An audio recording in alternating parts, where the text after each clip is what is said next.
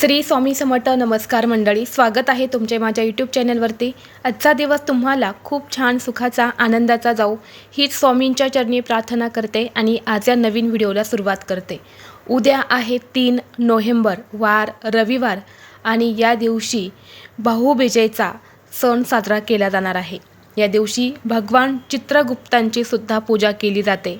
तसेच वही पेन इत्यादी साहित्यांची सुद्धा या दिवशी पूजा केली जाते. परंपरेनुसार या दिवशी भावाने आपल्या बहिणीच्या घरी जाऊन भोजन करावे आणि पैसे कपडे इत्यादी काही वस्तू ज्या आहेत तर त्या बहिणीला भेट म्हणून द्याव्या. बहिणीचा सन्मान करावा, त्यामुळे भावाचे वय आणि कीर्ती वाढते असे मानले जाते. कार्तिक महिन्याच्या दुसऱ्या दिवशी भाऊबीजेचा हा सण साजरा केला जातो. या दिवशी बहीण आपल्या भावाला टिळा लावते आणि त्याला दीर्घायुष्य प्राप्त व्हावं यासाठी ती प्रार्थना करत असते. भाऊबीजेचा हा सण साजरा करण्यामागे एक कथासुद्धा सांगितली जाते. या कथेनुसार एके दिवशी बहीण यमुनेने भाऊ यमरायाला गोलोकात जेवणासाठी बोलवले होते. तेव्हा यमाने बहिणीच्या घरी जाण्यापूर्वी नरकात असलेल्या लोकांची सुटका केली होती. म्हणून भाऊबीजेचा हा सण साजरा केला जातो आणि म्हणून या दिवशी भावाला ओवाळलं जातं, भावाचं औक्षण केलं जातं. तसेच या दिवशी काही प्रभावी उपायसुद्धा भावासाठी केले जातात. आणि म्हणून आज या व्हिडिओमध्ये मी तुम्हाला एक अतिशय प्रभावी असा उपाय सांगणार आहेत. उद्या भाऊबीजच्या दिवशी प्रत्येक बहिणीने भावावरून ही एक वस्तू उतरून टाकायची आहेत. यामुळे भावाची खूप प्रगती होईल. आयुष्य धनसंपत्ती सर्व काही वाढेल. भावाच्या सर्व इच्छा मनोकामना ह्या पूर्ण होतील. तर अशी कोणती वस्तू आपल्याला उतरून टाकायची आहेत याबद्दलची संपूर्ण माहिती आजच्या या व्हिडिओमध्ये मी तुमच्यासोबत शेअर करणार आहेत. त्यामुळे तुम्ही हा व्हिडिओ स्किप न करता शेवटपर्यंत पाहत राहा. चॅनलवरती नवीन असाल तर सबस्क्राईब करा आणि असेच माहितीपूर्व नवनवीन व्हिडिओ पाहण्यासाठी बेल आयकॉनला प्रेस करा. भाऊबीज सणानिमित्त बहीण आपल्या भावाच्या घरी जात असते किंवा काही भाऊ आपल्या बहिणीच्या घरी येत असतात.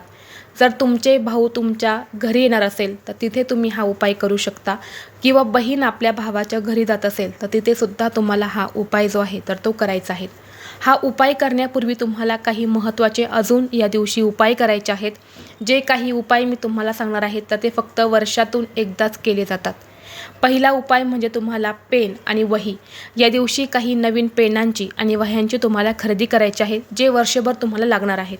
या दिवशी हे पेन आणि वह्या खरेदी करून त्यांची पूजा केल्याने जेव्हा तुम्ही ते पेन वर्षभर काही कामासाठी वापरता किंवा ज्या वह्या तुम्ही काही कामासाठी वापरता तेव्हा तुम्हाला त्या कामात यश मिळते.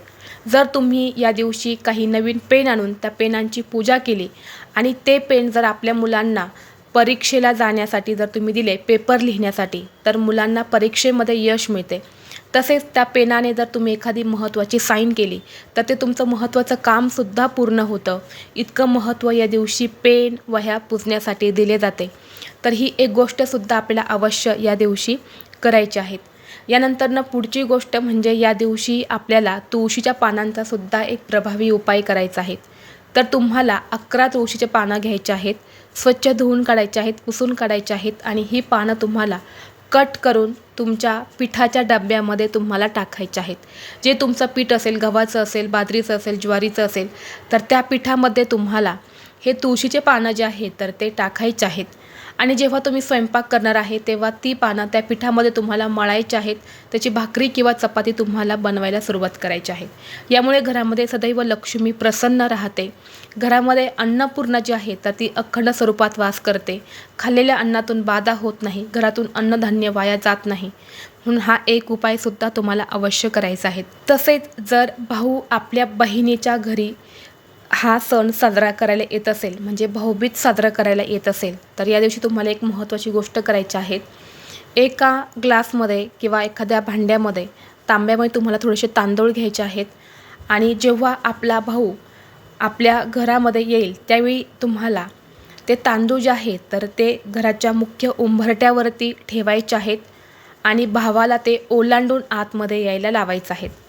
जेव्हा भाऊ ते तांदूळ आपल्या घरामध्ये ओलांडून येतो त्यावेळी आपल्या घरामध्ये धनसंपत्ती येऊ लागते. घरात असलेल्या संपत्तीमध्ये वाढ होते. तांदूळ हे अतिशय शुभ कामासाठी वापरले जातात, ज्याला आपण अक्षदा असे सुद्धा म्हणत असतो. तांदळाशिवाय कोणतीही पूजा देखील पूर्ण होत नाही आणि भाऊबीजच्या दिवशी हा उपाय करणे खूप महत्त्वाचं आहे. जर तुमचा भाऊ तुमच्या घरी जर येत असेल तर तुम्ही भावाकडनं हा उपाय अवश्य करून घ्या. असे तांदूळ भावाला नक्कीच तुमच्या घराच्या मुख्य दरवाजावरती तुम्हाला ओलांडायला लावायचे आहेत.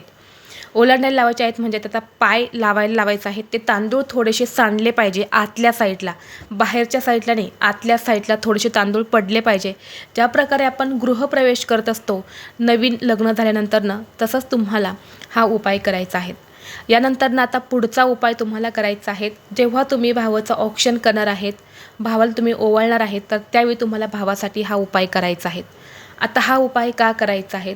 जर भावाची प्रगती होत नसेल किंवा भावाच्या कोणत्याही इच्छा पूर्ण होत नसेल, भावाला कोणत्याही कामामध्ये यश मिळत नसेल, तसेच भावाचं आयुष्य वाढण्यासाठी, भावाकडे असणारी धनसंपत्ती वाढण्यासाठी, भावावर सतत वाईट संकट येत असेल, काही विघ्न येत असेल, ते दूर होण्यासाठी तुम्हाला हा उपाय करायचा आहे.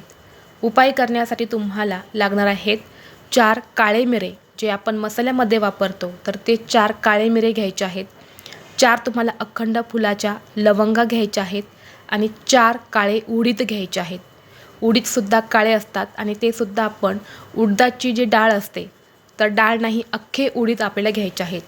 यानंतरनं या 3 वस्तू हातात घ्यायच्या आहेत आणि ज्या प्रकारे घड्याळाचा काटा फिरतो त्या प्रकारे भावावरून तुम्हाला या वस्तू 7 वेळा उतरून घ्यायच्या आहेत आणि घराच्या बाहेर जाऊन त्या तुम्हाला फेकून द्यायच्या आहेत. यामुळे भावाला लागेल नजरबाधा, नजरदोष दूर होतात. तसेच भावाचं आयुष्य वाढतं, धनसंपत्तीमध्ये वाढ होते आणि भावाच्या सर्व इच्छा मनोकामना ह्या देखील पूर्ण होतात. तसेच भावासाठी जर तुम्ही हा उपाय जर केला तर बहीण भावामधले नाते हे कायम अतूट राहते, ते कायम चांगले राहते.